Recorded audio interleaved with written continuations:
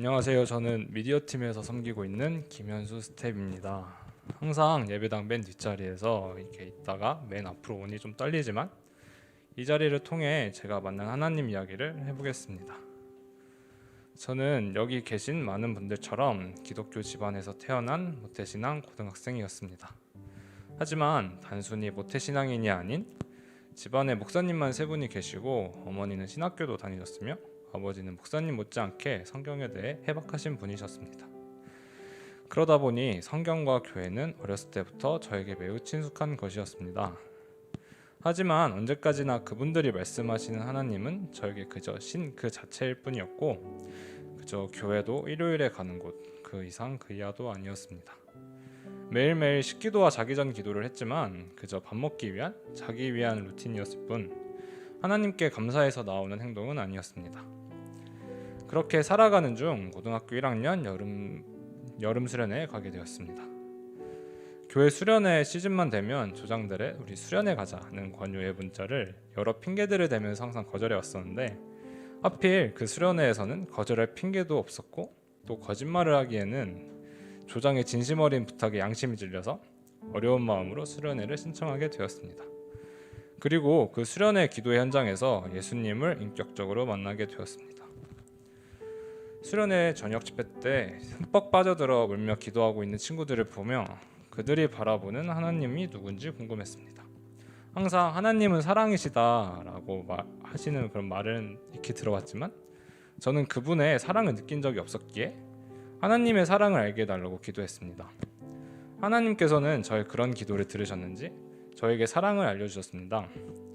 다만 내가 하나님께 기뻐했던 순간들을 떠올리게 하신 것이 아니라 오히려 나의 아픔 그리고 상처 그리고 나의 죄들을 떠올리게 하시고 그런 보잘것없는 나를 이미 사랑하고 있다고 말씀해 주셨습니다.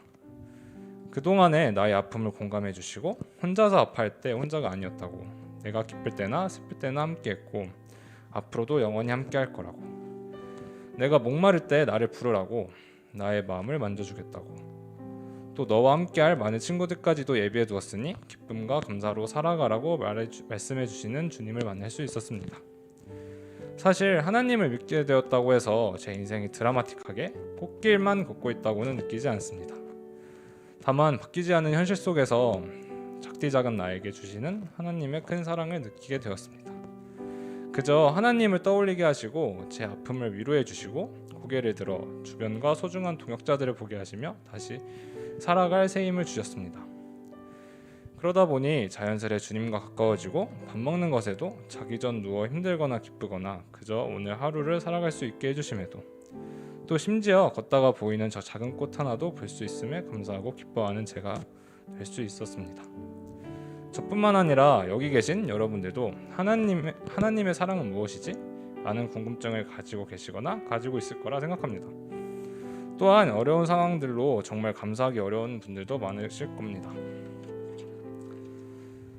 하나님의 사랑을 어렵게만 생각하지 말고 나의 모습을 주님 앞에 하나둘씩 내려놓는 것은 어떨까요? 그러다 보면 주님께서 주시는 작은 것들의 사랑과 감사를 발견할 수 있을 거라 생각합니다. 왜냐하면 하나님께서는 우리들이 생각하는 것보다 우리를 더욱 많이 사랑하시기 때문입니다. 그런 하나님의 절대적인 사랑을 오늘 하루 마음껏 누리길 진심으로 축복합니다. 감사합니다.